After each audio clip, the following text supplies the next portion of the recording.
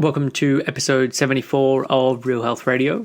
You can find the links talked about as part of this episode at the show notes, which is www.7, all spelled out, so seven-health.com/74. Welcome to Real Health Radio. Health advice that's more than just about how you look.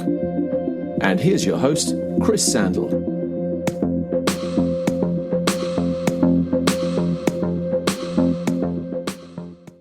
Hey all, I'm glad you're joining me for another episode of Real Health Radio. Or if this is the first episode you've ever listened to, then welcome. I hope you're going to become a regular listener.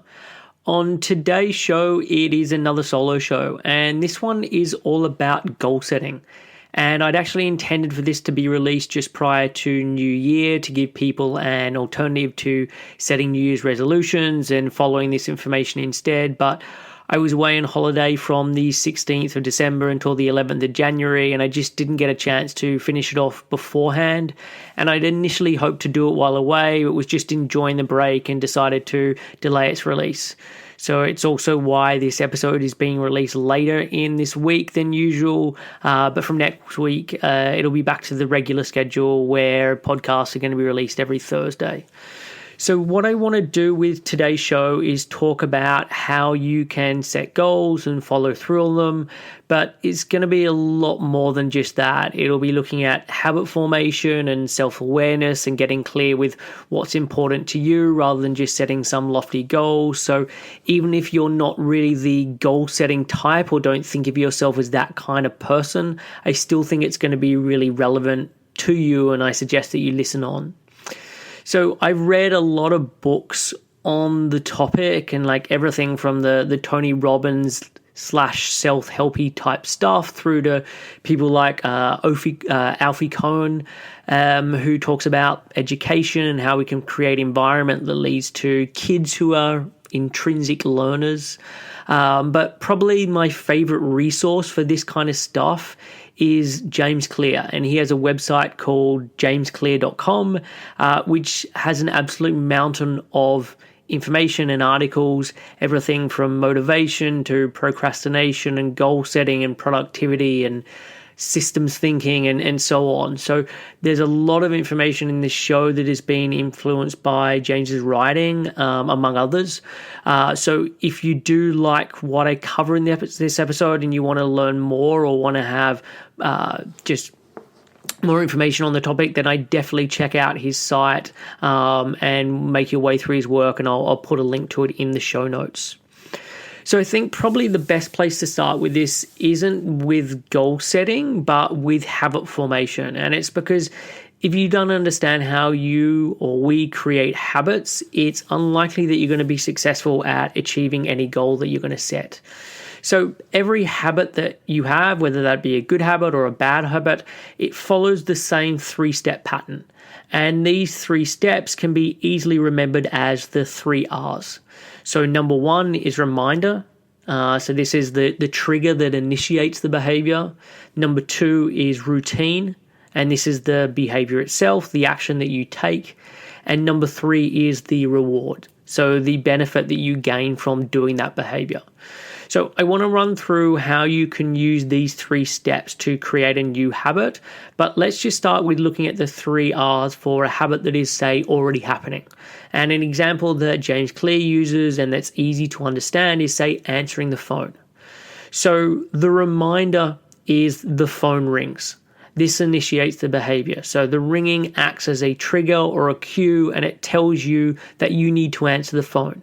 It's the prompt that then starts the behavior.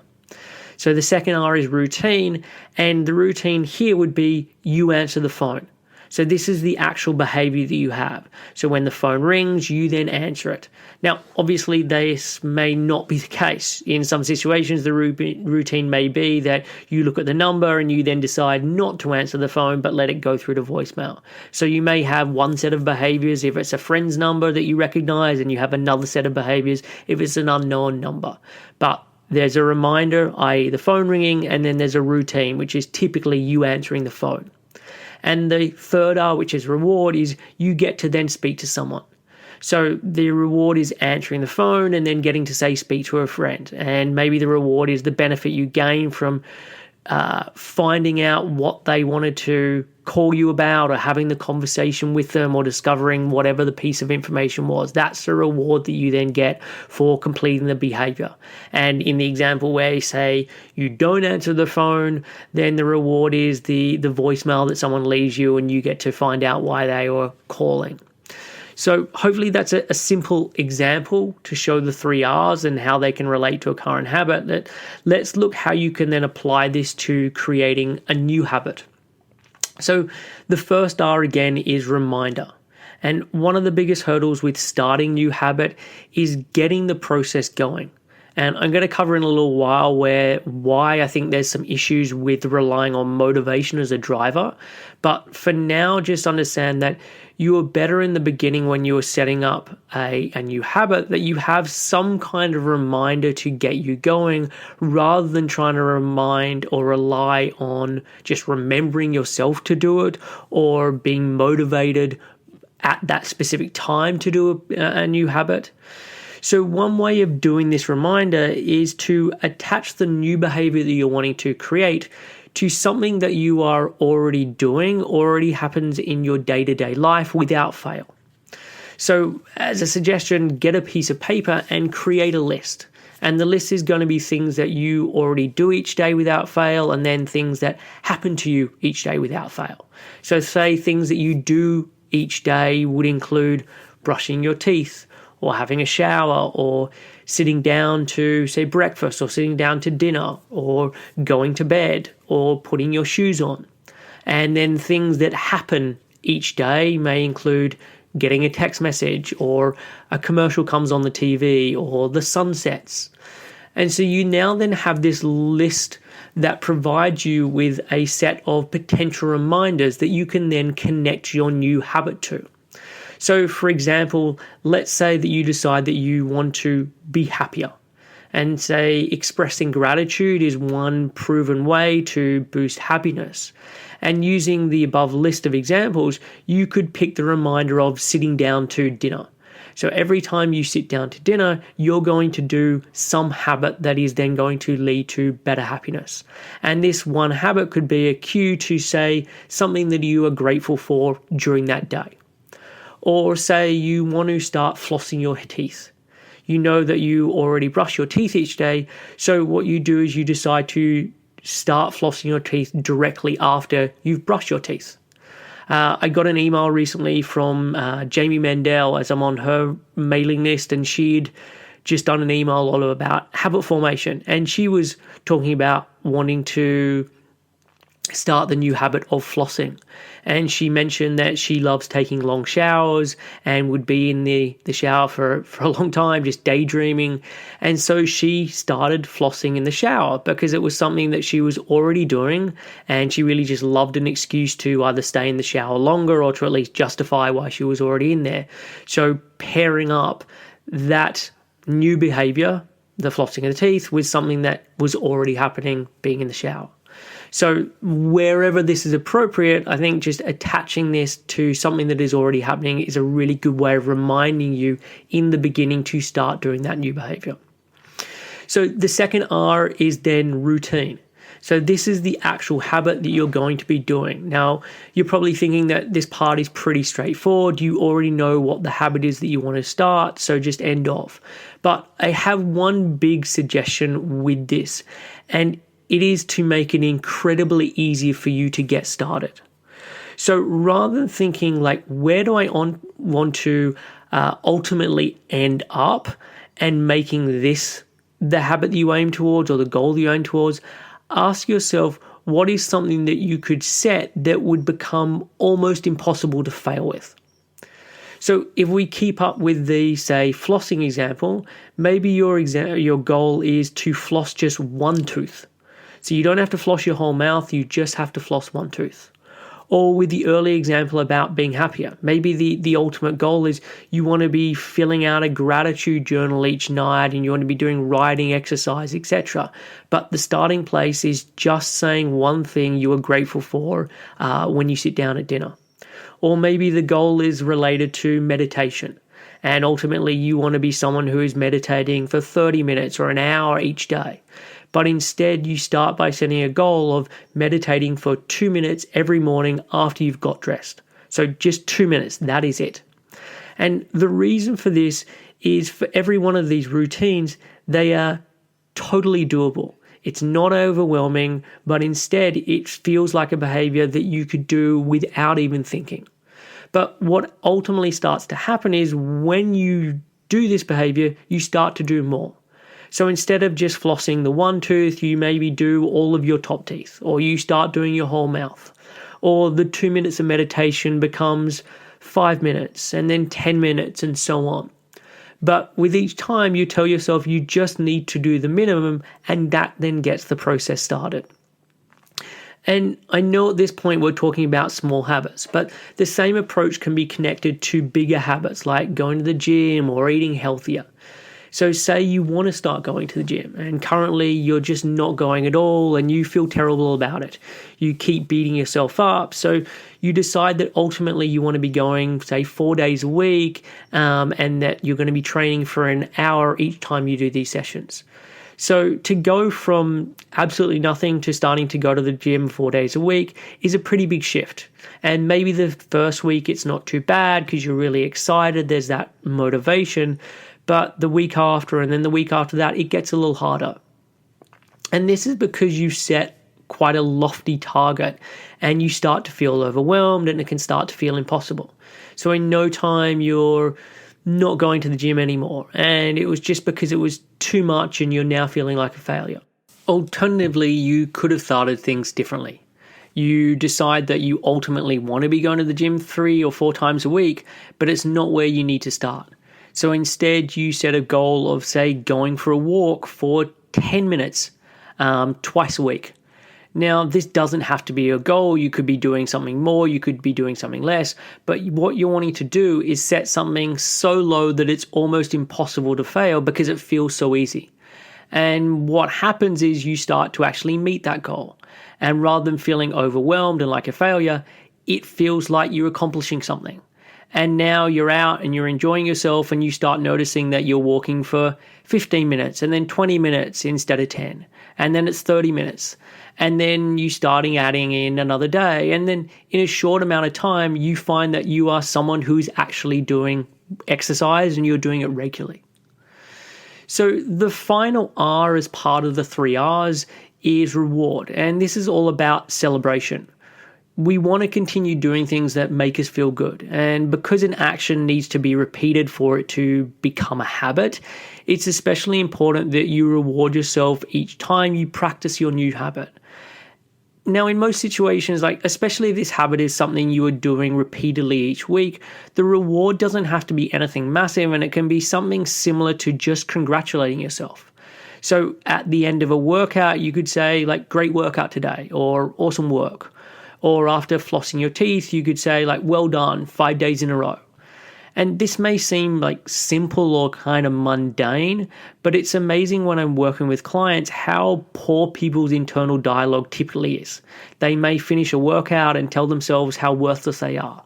Or they finish some meditation and they focus on how it wasn't long enough or they weren't good enough or they didn't focus enough or whatever it may be. And this isn't very rewarding. It makes it less likely that you want to keep up the habit, or if you are doing it, you're relying solely on willpower and you're not really enjoying the process. So find small ways of rewarding yourself and reinforcing a positive reason for continuing to keep up that habit or that behavior. So those are the 3 R's of habit formation, and they may not apply to every habit. And so I'm going to talk about other aspects and other ideas as I continue on, but I just thought it would be a good starting place. So let's move on to goal setting. And the first thing that I want to mention with goal setting is the difference between outcome goals and process goals. So an outcome goal is the end result that you ultimately want to achieve. And this might be able to, say, lift a certain amount of weight or to own a particular car or a house, to reach some certain position in your career and so on. It's the destination that you hope to reach at some point in the future. Alternatively, a process goal is focused on the day-to-day activities that help to lead to the outcome that you desire. So say your outcome goal is to be able to bench press 100 kilos, your process goals may be to lift weights 3 days a week or to work with a personal trainer twice a week. Say your outcome goal is to write a novel. Your process goal is to write 4 evenings a week or to read a novel every month. So the process goals are the steps that you need to take to help to lead to the outcome goal or possibly lead to the outcome goal. And this is important for a number of reasons. And too often when people set these like pie in the sky outcome goals, this is where the process ends. And this is especially true of New Year's resolutions. People dream of all the wonderful things that they want to have happen and they create this list. But then nothing happens when they look at how this is going to translate into reality. And they don't look at the steps or the actions that need to be taken. And there's a great Seth Godin quote about this, and he says, "Your audacious life goals are fabulous. We're proud of you for having them. But it's possible that these goals are designed to distract you from the thing that's really frightening you, the shift in daily habits that would mean a reinvention of how you see yourself." So the next reason that process goals are so important is that outcome goals can take a very long time to come to fruition. And this is, and if this is what you're constantly focusing on, it's likely that they're going to start to feel out of reach and that you're going to give up. But with process goals, these are much easier to follow through on. They are little bite-sized pieces of the big goal, and they are things that you can easily complete and have control over. So if your long-term goal is to, say, write a novel, this can be really overwhelming if this is what you think about every time you sit down to write. But if the goal instead is to write 3 days a week, this is much easier to follow through on. And you also want to make sure that you enjoy the process and that this is something that people often miss. They set themselves some outcome goal that in their mind sounds amazing, but then the process that it takes to achieve this goal, like the day-to-day and the week-to-week activities, they don't actually like doing them. And if you don't enjoy the process, like chances are you are not going to reach your outcome goal. So setting process goals that you actually enjoy is really paramount. Otherwise, like realistically, nothing is going to happen. Another reason for process goals over outcome goals is something called akrasia.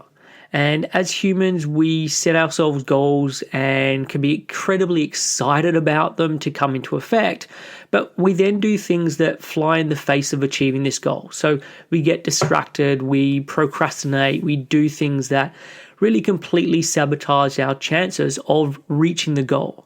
And this is by no means a new problem. Like, sure, it may be easier to be distracting ourselves now with like social media and video games or 1,000,001 other things that are available to modern humans. But this idea was described by people like Socrates and Aristotle, so going back over 2,000 years ago. And the term that they use to describe it is akrasia. And akrasia is the state of acting against your better judgment. It's when you do one thing even though you know you should be doing something else. So loosely translated, you could say that it is procrastination or a lack of self-control. It's what prevents you from following through on what you set out to do. And one of the main reasons for this phenomenon is what behavioral economists call time inconsistency. So time inconsistency is the tendency to value immediate gratification over future rewards. So when you make some outcome goal for yourself, and whatever that may be, you're actually setting a plan for your future self. So you're envisioning what you want your life to be like in the future. And when you fantasize about that future, it's easy for your brain to see the benefits in taking steps to reach that future goal.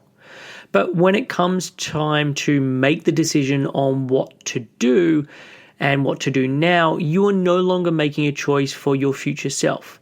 Now you are in the moment and your brain is thinking about your present self. But our present self really likes instant gratification. And this is why there can be this mismatch between what you want in the future and then what you actually do today.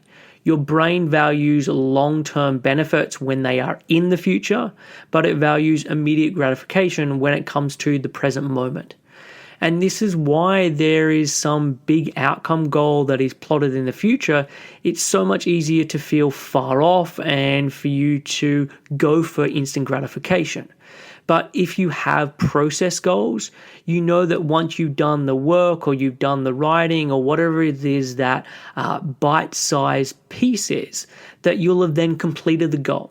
So you're achieving the desire for instant gratification by actually reaching the goal, as opposed to having to wait for months or for years for it to actually happen. And actually, a lot of what I'm covering as part of this show is dealing with this issue of the mismatch between the future desires and the present enjoyment. Because the more that there is only a focus on some future goal where you try and use this to, say, constantly motivate you, the less you're likely to be succeeding with this stuff. And on this idea of delayed gratification, there was a fantastic study done by Stanford University in the 1960s that looked at this, and it's known as the Marshmallow Experiment. And the experiment was done with hundreds of 4- and 5-year-old children, and it would start with them bringing like one child into a private room with a researcher where they'd sit them down in a chair at a table, and they had a marshmallow placed in front of them. And the researcher would then offer the child a deal. The researcher said that they were going to leave the room, but they promised the child that they would come back, and that when they did come back, they would give them a second marshmallow. But that this would only happen if they could hold off eating the first one.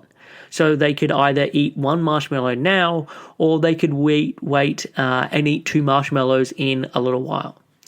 So the researcher would then leave the room and they would go for 15 minutes. And there's actually some incredible footage of the children then sitting there in front of the marshmallows that is hilarious to watch. And I'll put a link to this in the show notes and you can check it out. So some of the kids would just eat the marshmallow as soon as the researcher left the room. Others would try and just pick at these tiny little bits, but trying not to eat it.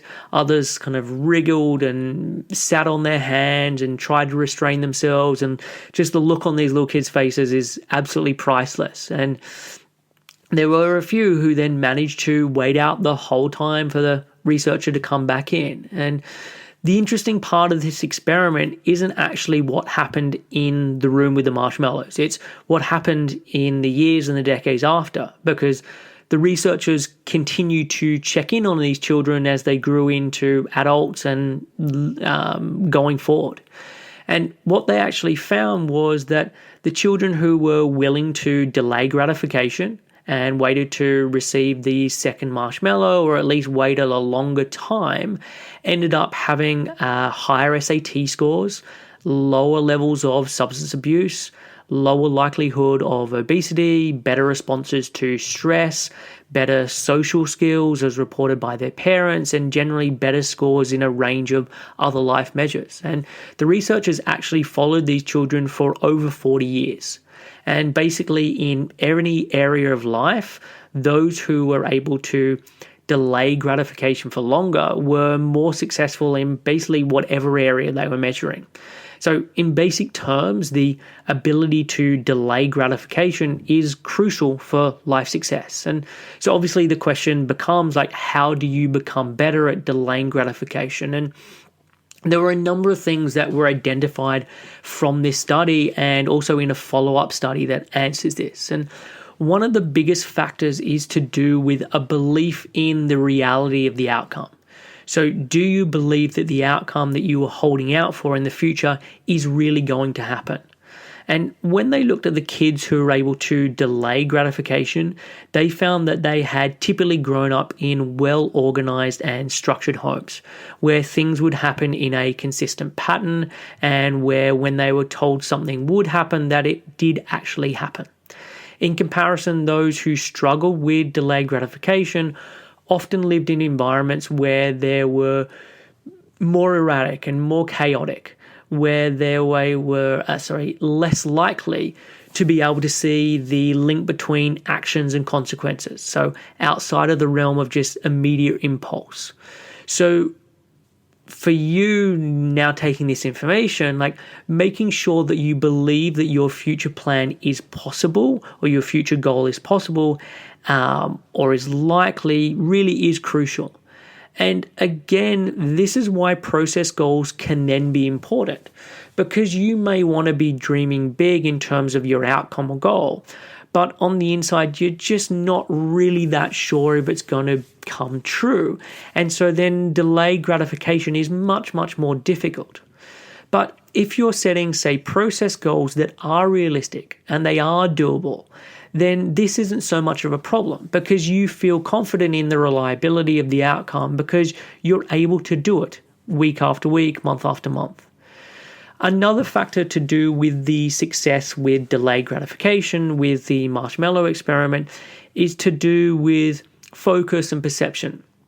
So the kids who did poorly in the experiment always directed their attention right at the marshmallow, even while trying to resist eating it. So it was like they were staring the marshmallow down and were trying to use all the willpower that they could. Alternatively, the children who were successful in not eating the marshmallow were actually the ones who could legitimately distract themselves away from it. They had the ability to adjust their attention to something else. And for example, in later experiments, the researchers suggested to the children to imagine a frame around the marshmallow and pretend it was just a picture and it wasn't really sitting there in reality. When the children did this, they were able to last up to 3 times longer than those who hadn't been given this instruction. So from this, we can see that another key to learning to delay gratification is largely to do with skirting around willpower or trying to use willpower as an option. Because the more someone relies on willpower, the more likely they are that they're keeping the issue front of mind and the more likely it is that they'll fail. But if they can avoid trying to use willpower and instead find ways to deal with the issue, like being able to focus and get on with other things or learning ways to perceive or to reframe the issue, then this can then make it easier to deal with and success is much more likely. Another issue or another idea I want to mention is to do with intention and the intention behind your goal. So people often set a goal because of what they believe that goal will get them. And it's not so much the goal that they're after, but then the side effects that they believe will happen because of it. And the thing with this is that there are often multiple ways to get this side effect, ways that don't always involve the goal that you originally have. And a great example of this was in a book called Untrain Your Brain by Mike Weeks. And Mike has previously been on the podcast, and I'll link to the show that he was in the show notes. And Mike is a life coach, and he had a 50-year-old guy who would come to him and he wanted help in achieving a goal of getting a promotion. So Mike asked him what he was specifically aiming for with the promotion. So if he had to imagine it had happened, what would he be experiencing? And the guy explained how it would feel to be really good to be the boss, to be in charge of the division and to create more growth and fame for the business. So Mike then asked him, what was his intention behind this? What did he want to experience when he had achieved this? And the guy thought about it and he responded that he would be successful. So Mike asked him, what are other contexts in his life where he already feels successful? And the guy responded that he didn't really know, he really struggled with it, but maybe it was, say, playing squash because he was quite good at playing squash and that would be a time where he'd feel successful. So Mike asked him what evidence he had that becoming the boss would give him the feelings of success that he was after. And the guy wasn't actually able to answer this properly and just said that it was kind of his dream. And what proceeded as part of then the conversation after this was that the guy then discovered that there are actually multiple ways in his life in which he could attain this feeling of successful outside of the promotion. And when he started to look at the promotion, there were lots of things that he was then having to give up. And there were lots of things that he wasn't going to be able to enjoy, and he'd have to miss out on seeing his family and all of the extra work. And he actually discovered that there were going to be more enjoyable ways of getting this feeling of successful, and ways that he knew would definitely deliver it, whereas with being the boss, he didn't know that it would definitely come true. And the guy then left this session without the enhanced ability to get a promotion that he originally thought he was coming in for, but with a realization that what he was actually after with the promotion was a feeling of being successful, and he could achieve this in multiple ways in his life. So I think it's important when aiming towards a goal to know what is the intention behind it, because really there are normally lots of ways that you can meet this intention that don't link into the current goal, and it might be that there are better options or better ways of actually achieving this. And this really leads on to an idea that I think is incredibly important, which is self-awareness. So often people are doing things that they think that they should be doing, or they're setting goals because they feel like it's what society is telling them is important. And one of the biggest reasons that people are failing to meet their goals is from this lack of self-awareness and setting goals that really aren't important for who they are or what they want to get out of life. So let me give you an example. So there's a guy called Gary Vaynerchuk, who I've been following for a number of years. And he started out as a wine retailer working in his family business, and he did really well with this. So he took his family business from 1 or 2 million a year to being 50 million a year or something along those lines. He then got out of that business and then set up his own marketing company. And he has a specific love for social media. He was one of the real early adopters of Twitter and did very well on it. He more recently was someone who was banging on about how big Snapchat was going to be when everyone thought it was just something for the kids. He's also done lots of startup investing and angel investing, and he put a lot of early money into Facebook. He was one of the early people with Uber, and there was a whole list of other companies. And he is someone who works long hours, and I mean like constantly long hours. He does 14, 16-hour days most days. He doesn't really like holidays. He's constantly traveling and can be in 3 or 4 or 5 different countries in a week, where he's doing speaking engagements and meetings and everything. And when he talks about this stuff in his posts or emails, he isn't trying to show the glamorous side of all this. He's talking about sitting in airport terminals at like all times of the night and like the relentlessness of it and just grinding out work. But the thing is, he absolutely loves this. He set up his life in this way because it completely suits him. And he is great at doing it, and he is very self-aware that this is the life that he wants to have. When I look at his life, I know that I would absolutely detest it if that was what I was doing. I know that I need more downtime than that. I know that I couldn't work the hours that he does, even if I wanted to. I'm not particularly money motivated. Like, sure, I want to have money, but material things are not a huge driver for me. For him, he wants to own the New York Jets. I moved to the country because I want to have more greenery and more nature in my life. I'm definitely more of an introvert, and I prefer time with myself or with my partner or with just small numbers of people where I can be having a proper one-on-one conversation. And so we have very different lives, but there is self-awareness that we have set our lives up in ways that are appropriate for who we are and what is important for us. And this is why self-awareness isn't so important, because you can live your life in so many different ways, and you can also have an endless set of goals that you set for yourself. But the things that will truly bring you happiness, or the things that you will actually reach as a goal, are the things that are in alignment with who you are and who you want to be. And part of the reason why this is then so important is because of the trade-offs we have to make in life to achieve the goals or to live life in a certain way. And too often people imagine how amazing some goal will be, but they then don't consider what it takes to actually achieve it. So it's like they want to have the goal if they have a magic wand, but they don't take into account the repercussions of what it takes to reach it. And it's why it's easy to look at someone who is ripped or toned on the front of some magazine and wish that that was us.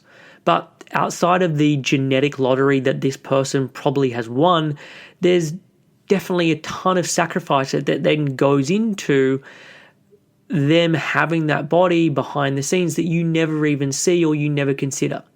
So they may be at the gym every day of the week. They may be living their life eating out of Tupperware containers, having chicken and steamed greens meal after meal. They may have no social life because they can't face the temptations of going out for a meal, or they need to be in bed early so they can be up at 5 a.m. so they can hit the gym.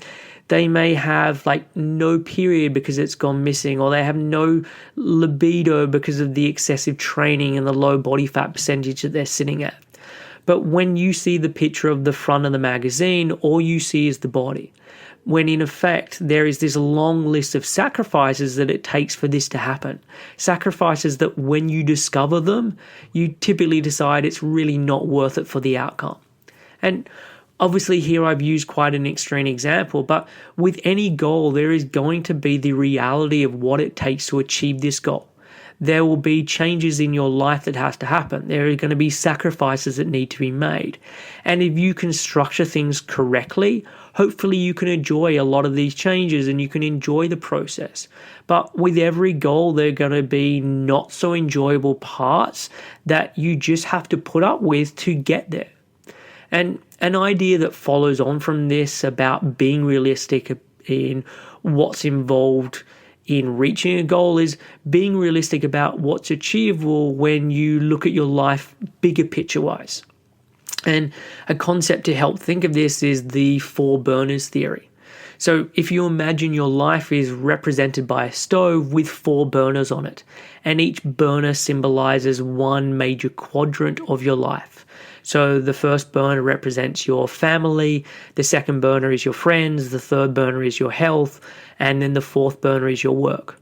The 4 burner theory says that in order to be successful, you have to cut off one of your burners. And in order to be really successful, you have to cut off 2 of your burners. Basically, this is looking at the fact that in life, there are going to be trade-offs. We're constantly told that we can do and be anything in life. And while this may be true, it doesn't mean that you can do and be everything at the same time. So if you want to excel in your work and in your marriage, then your friends and your health may suffer. If you want to be healthy and succeed as a parent, then you might have to dial back your career ambitions. If you want to divide your time equally among the 4 burners, that's fine, but you then have to accept that you'll never reach your full potential in any given area. So there's a couple of things that I want to say with this. And one is that you can outsource certain functions to free up some time in other areas of your life. So getting a cleaner, for example, could you allow you to spend more time with your family or to spend more time at work, or dropping the kids off to childcare can allow you to spend more time with your friends or at work, or getting an assistant at work or taking on more employees if you're a company could allow you to spend less time in the office and more with family or more with going to the gym. So outsourcing could be a way of giving you some more time to spend on the other burners.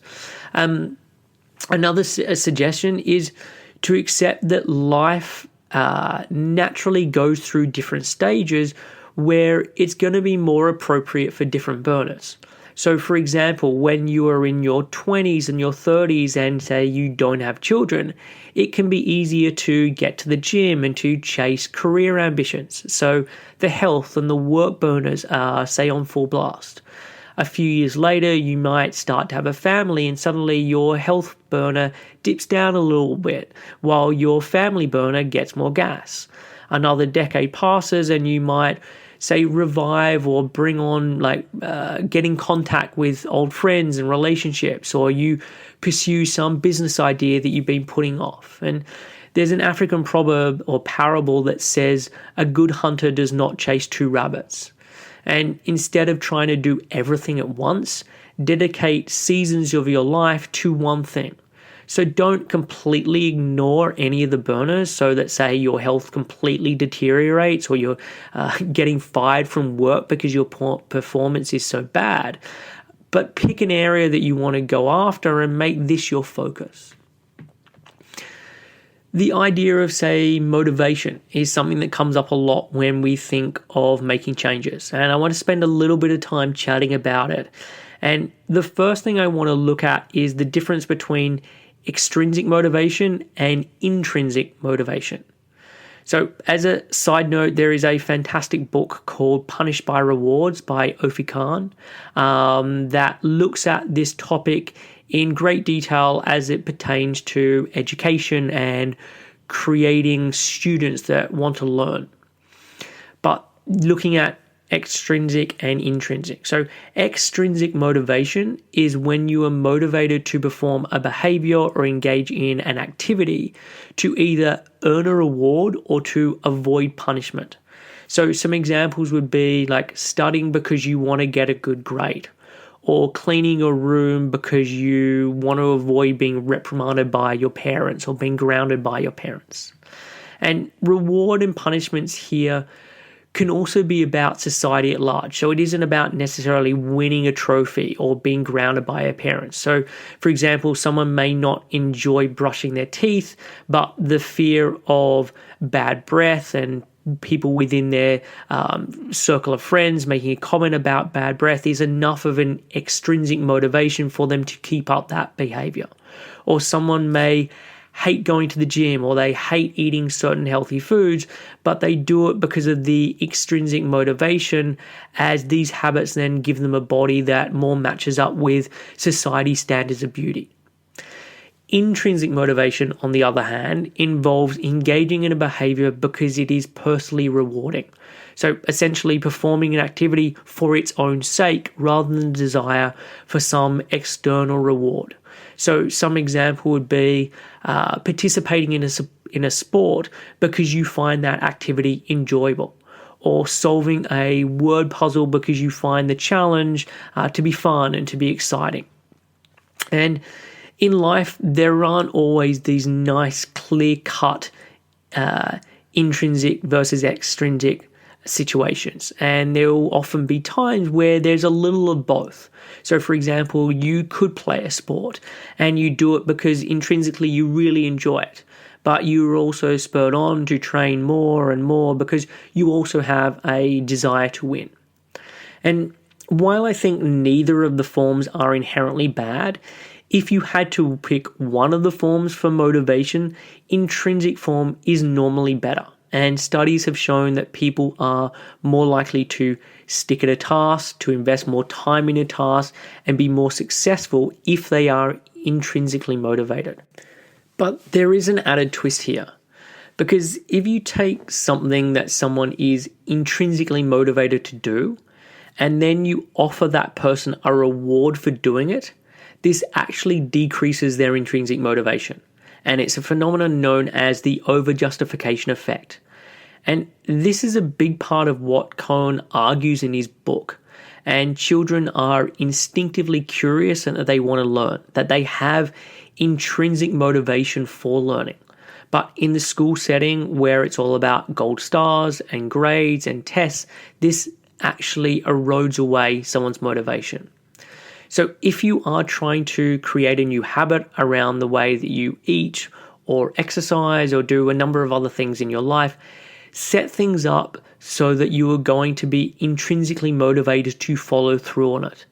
And this is why if I'm working with someone and they are, say, wanting to get into exercise, I ask them what are the things that they like doing or excites them.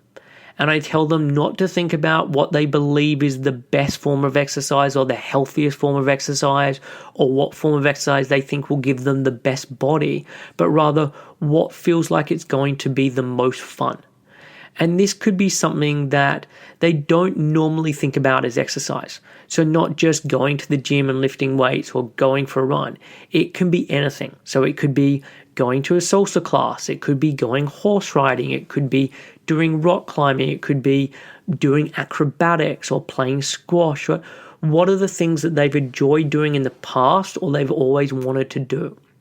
And this obviously doesn't work for everyone, and not everyone can come up with an answer straight away, but I do think it's a good starting point. And the reason is, the more someone can enjoy what they are doing, they are more likely going to show up and keep doing that activity.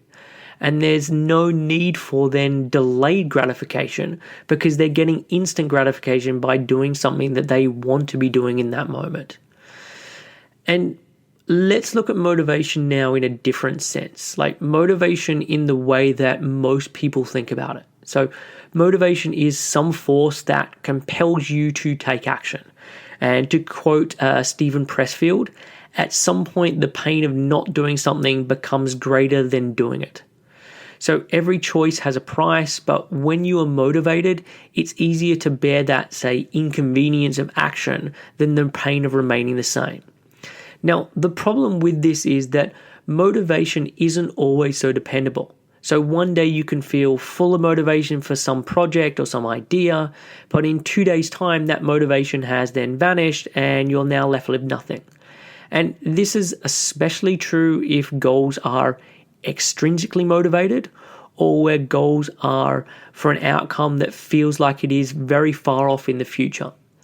And this is why I think that motivation is typically very overrated, and it's kind of in the same way that I think willpower is overrated, because both are finite resources and both are resources that aren't always there when we want them or need them to be. So a couple of ideas for this, for how you can take motivation out of the equation. So the first is creating an environment that makes it the most likely that you're going to follow through on a behavior, even if you don't feel motivated. Like, as humans, we tend to follow the path of least resistance. So why not make it as easy as possible that that thing that you're wanting to do takes place? So as an example, say you want to improve the way that you eat and you want to eat less chocolate or less biscuits, and that this typically happens when you're at work. My suggestion here would be take food in with you to work each day. So at 10:30 when you are hungry, if you've taken, say, a banana with some yogurt or a banana with some cheese or something like that in your bag, it is most likely that this is going to be the thing that you eat. If you haven't taken this food in and then there are then biscuits in the canteen or there are chocolate bars in a vending machine, then this is the most likely thing that you're going to eat. And the same thing when you get to lunchtime, the same thing when you get to the afternoon snack. Even if the thing that you've brought in isn't the most exciting meal or isn't the most exciting snack, chances are that if you have that and it's nearby and it's in your bag, this is going to be the easiest option and you're just going to eat it. The same thing if we look at what someone has in their house. If someone's house is filled with healthy, unprocessed foods, chances are they'll eat more of this stuff. If their cupboards and fridge are instead filled with ready meals and biscuits and frozen pizzas, it's more likely that this is the food that is going to be eaten. And look, please don't get me wrong, like, this isn't about deprivation. And if someone has a terrible relationship with food and with cravings, simply changing the foods that they have around them isn't going to magically repair that situation. But typically people follow the path of least resistance and will eat healthier food if that is what is within arm's reach. Another way to deal with the fact that motivation isn't always going to be present is to create a schedule. So rather than hoping that you'll regularly be motivated to, say, exercise or to do some writing or whatever the task may be, set a schedule for when these things are going to happen and when you're going to do them. And this idea was really hammered home to me by an article, when reading an article by Amber Rogers from Go Kaleo. So she was talking about her journey into exercise. I think it was in her late 20s or maybe even in her early 30s. So up to this point in her life, she had never really exercised, but she wanted to start. So she set herself a goal of swimming 3 days a week. She said that she knew that she wanted to do this, that it was a good starting place, and that she thought it was doable. In the beginning, there were days where she didn't actually feel like swimming. So maybe she was sore, maybe she was unwell, but with each of these 3 designated exercise slots, she would still go to the pool. So on the days where she felt up to it, she would go for a swim. On the days where she didn't, she would still turn up and she would just sit there and read in a cafe. Over time, more and more of the time she showed up, she would be swimming and there'd be less reading. But regardless, she would always turn up at those times. And the reason that this is important is that we all have very limited time in our life, and we all have the same limited time in our life. But the more we were showing up to, say, the gym in this example, the more we were then used to spending this time in that way. And we then start to arrange our life around it. But if someone is skipping gym sessions and then they start using that gym time to work more, then that gym time now just becomes work time. And it then becomes more difficult again to allocate that towards exercise. So having clear times that you keep free for doing the new habit is then incredibly important. And with time, it will then just become very natural and it won't feel like a challenge to be including these activities and this time in your busy life. But in the beginning, it will. And so scheduling things in your diary the same way as you would a meeting so that you can keep this time blocked out. And connected to this idea is when setting goals is to setting stuff to a schedule rather than a deadline. So often when someone sets a goal, people will set a deadline for when this needs to be achieved. So they may say that by summer, I want X to have happened, or in 12 weeks, I want Y to have happened. But majority of the time, these deadlines are completely arbitrary. So nothing is going to happen if the goal isn't met by the deadline. And really the deadline is being set as a way of trying to motivate that person. But there's a better way of doing this. Instead of giving yourself a deadline to accomplish a particular goal by and then say feeling like a failure because you didn't achieve it, you should choose a goal that is important to you and then set a schedule to walk towards it consistently. So a schedule ties in again to this idea of process goals that I keep banging on about and gets you doing the behaviors that are really going to be then making the difference. So for example, when I started this podcast nearly 18 months ago, I set myself a schedule, and the schedule was I would deliver a podcast show every week, and ideally this would be out on a Thursday each week. We are now 74 episodes into that, and I think there has been 3 weeks in this whole time where a podcast didn't go out. So this schedule has helped me to keep on track, even during the weeks when I was incredibly busy or I'd been unwell or I didn't feel like doing a show.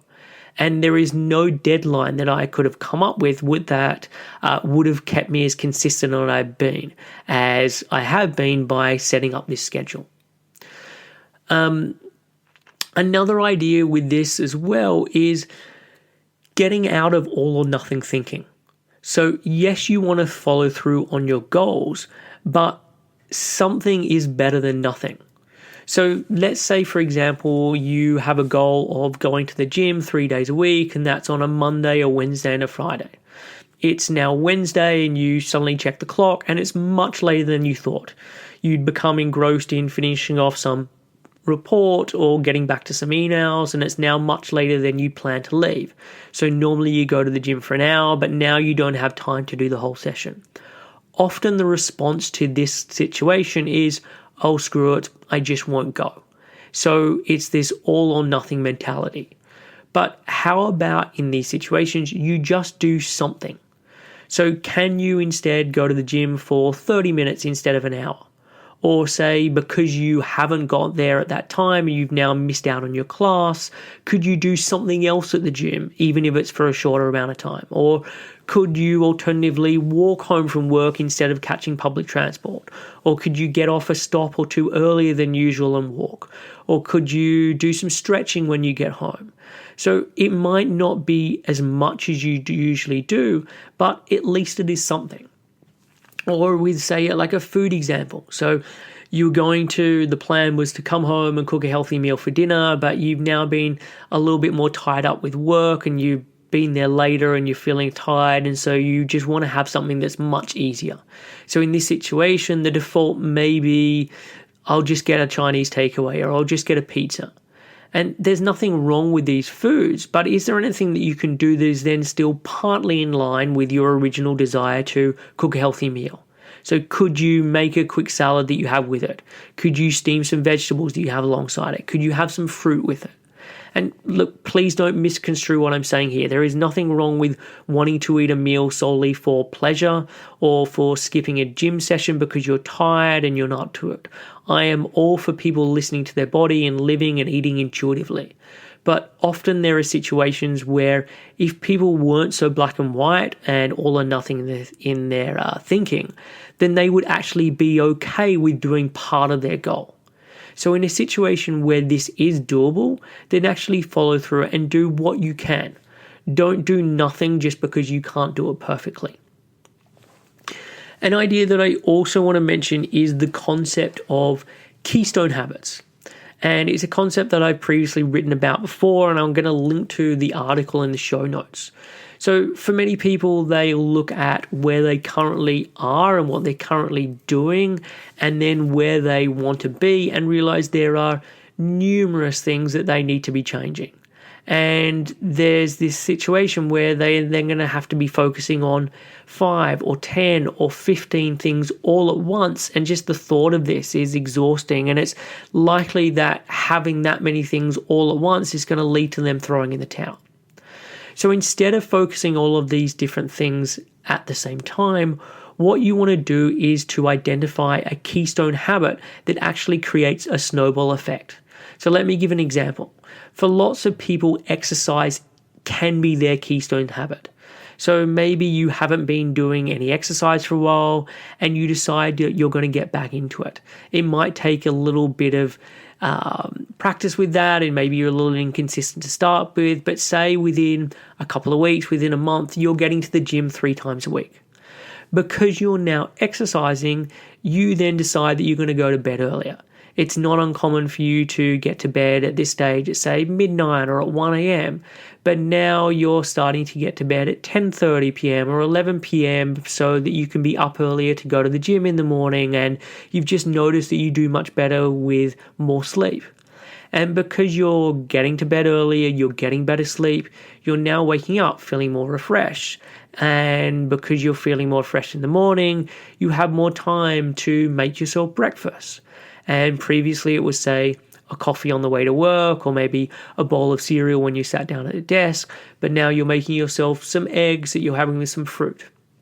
And this then leads to better energy during the day, and so you're now concentrating more at work and you're enjoying it more, and you're now not so exhausted in the evening, so you're doing more cooking at night time instead of just getting takeaways, and you feel more drawn to home-cooked food because of the exercise and other healthy habits you're keeping up, and there's just less of a pull towards, say, processed foods. And you start drinking less alcohol, and this is not because of, say, better willpower, you're just enjoying having better energy and being more active on the weekend, so the desire to be out drinking heavily on a Friday night just isn't there. And all of this stuff, say, won't happen overnight, but in the space of 4 months or 6 months or a year, all of these changes take place. And it's not because you focused on many different areas, but instead just because you focused on this one keystone habit of exercise. And with keystone habits, when you're not doing them, the opposite progression can also happen. So, for example, say the exercise drops off and unconsciously you start going to bed later. You're doing less of your own cooking again. You're drinking alcohol again or drinking it in higher quantities. So, with goals, when there are lots of different things that you're wanting to achieve, especially when a lot of these different things are all interconnected, it's worth finding out what are the keystone habits that seem to pull everything together for you. And I know in this example I've used exercise, and I know that is the one for a lot of people, but it doesn't necessarily mean that that's going to be the one for you. Like if I'm thinking about myself, sleep is probably the keystone habit that holds everything together for me. Like when I'm getting to bed, early and when I'm getting proper sleep, life is very easy. I'm drawn towards healthy food. I love getting movement and exercise. I'm much more productive at work and can get totally immersed in it. And it's why I then prioritize and guard sleep so much, because I know the positive snowball or knock-on effect it has in so many areas of my life, and very, very quickly.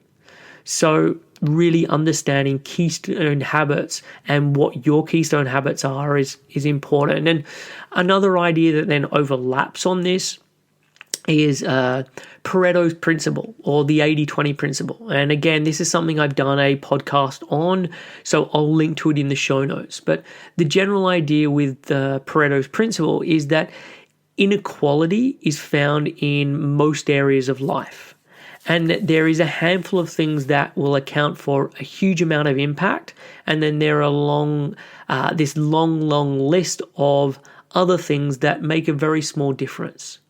So let's say you're thinking about food or diet, and I ask you to write a list of ideas that you think are important for health, and you write this long list of like 30 or 40 ideas, say 30 ideas.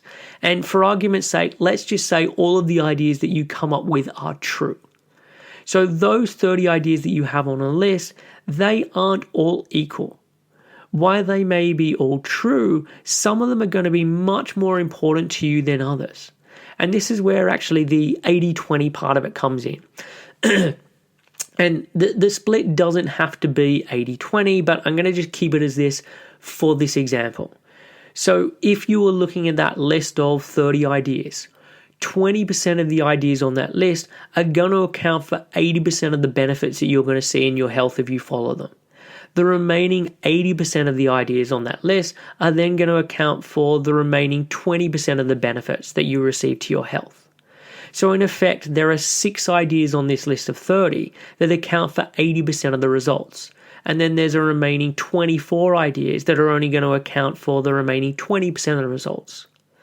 And even within those 6 really good ideas, there are probably going to be a couple of them that account for the majority of that 80% and some of them that aren't as big a deal. And the reason that this idea is important is that we all have limited time, and we all live in a world we are constantly exposed to more and more things that we are told that we must be doing to be healthy. But the reality is there is probably a handful of things that make up the 80% of the difference, while the rest of the ideas only account for the remaining result. So it's important to identify the keystone habits that then create a chain reaction in your life of other habits that naturally occur, it's also important to identify what are the handful of things that make the biggest difference for you for your health. Because look, when things are going well and you have plenty of time, then by all means focus on a wide variety of habits and do lots of different things to support your health. But when your time is stretched, knowing which are the things that you should be keeping up because they account for the most amount of improvements is really crucial. And this may take a little bit of work. If you're making big changes to get healthy and this is something you're just starting out with, then this is going to take a little while to work out what are the things that really make the difference for you.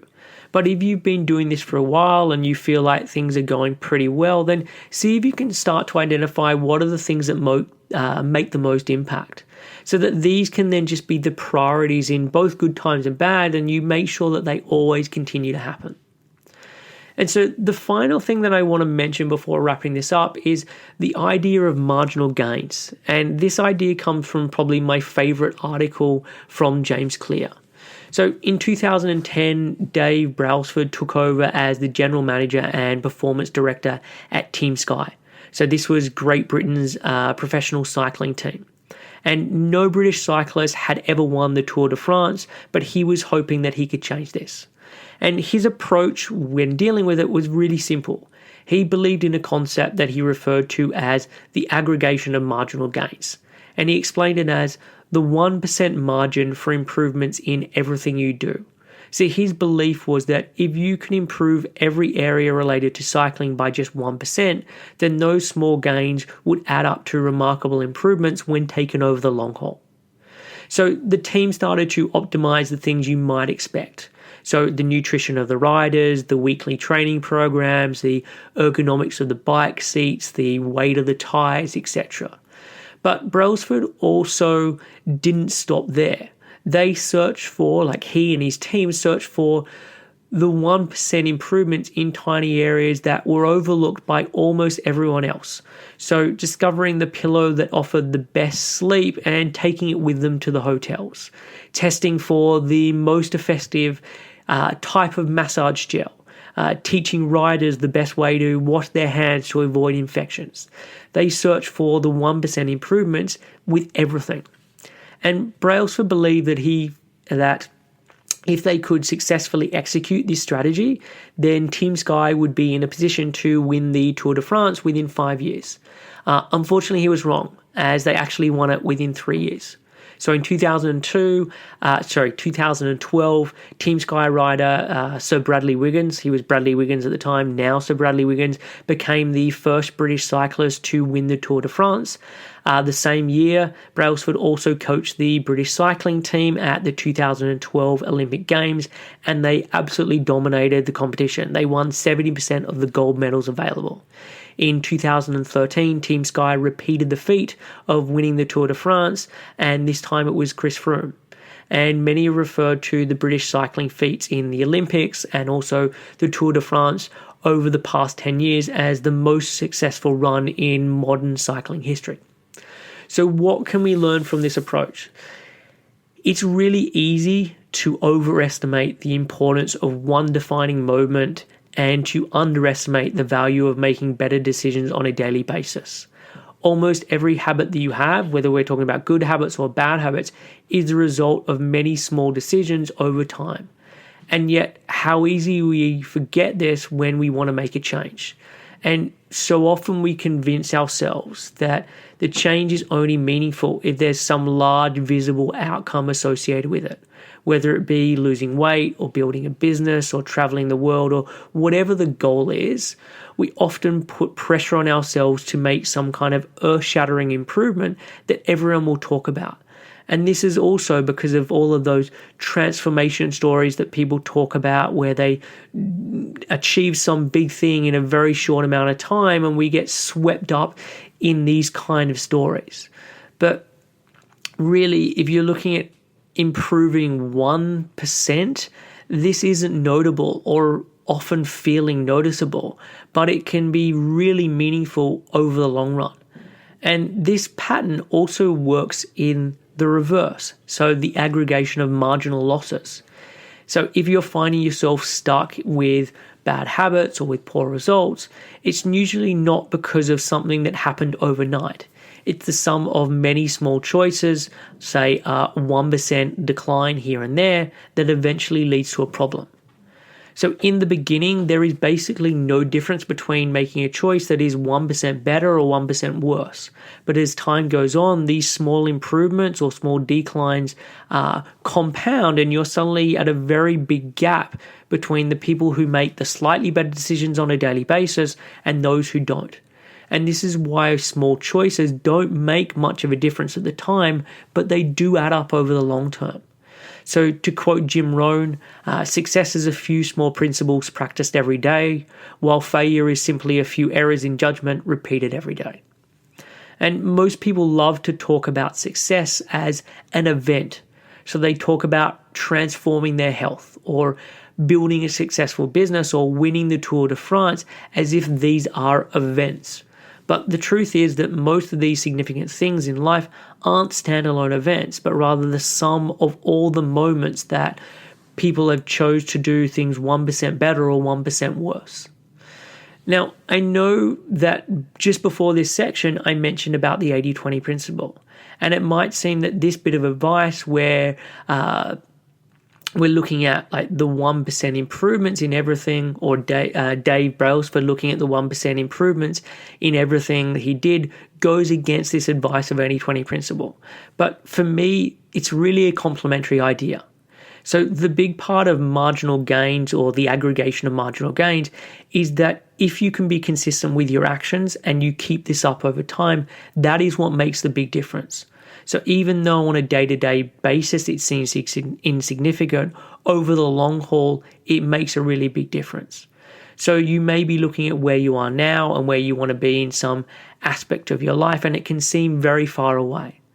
Well, the way that you reach that place is by doing small habits consistently. So in 1 year or 2 years or 5 years, you'll be amazed at how much has been accomplished. But when you're looking at the simple day-to-day habits, it's hard to see how they'll translate into those changes. And on the idea of looking for the 1% in every little thing, like maybe this is important for someone who is an athlete or where their whole life is geared towards winning the Tour de France or something similar like that. But even within that list of all of the different 1% that they looked at, there are probably some things that made a huge difference to the team and a majority that made a tiny difference. So for you, with a busy life, with your work and with your family and with your friends and all of that, I'd suggest mostly finding the things that make the big difference and just following them, as opposed to trying to change everything. So that is the end of this podcast. And my hope is that it can be a replacement for the New Year's resolutions, albeit a rather late one. But if you have already set some goals, then see how you can use this information to help you achieve them. Maybe it can assist in making them stick, or you can discover the process steps that can then lead to the outcome goal that you're after. Or maybe you decide that you're going to give up on some of the goals because after you consider things like intrinsic motivation or self-awareness, you discover that they're not really for you. So I'll be back next week with another show, and this one will actually be released on the time and day that it's meant to be, which will be next Thursday. But until then, stay safe and have a great week, or what's left of it. Thanks for listening to Real Health Radio. If you are interested in more details, you can find them at the 7 Health website.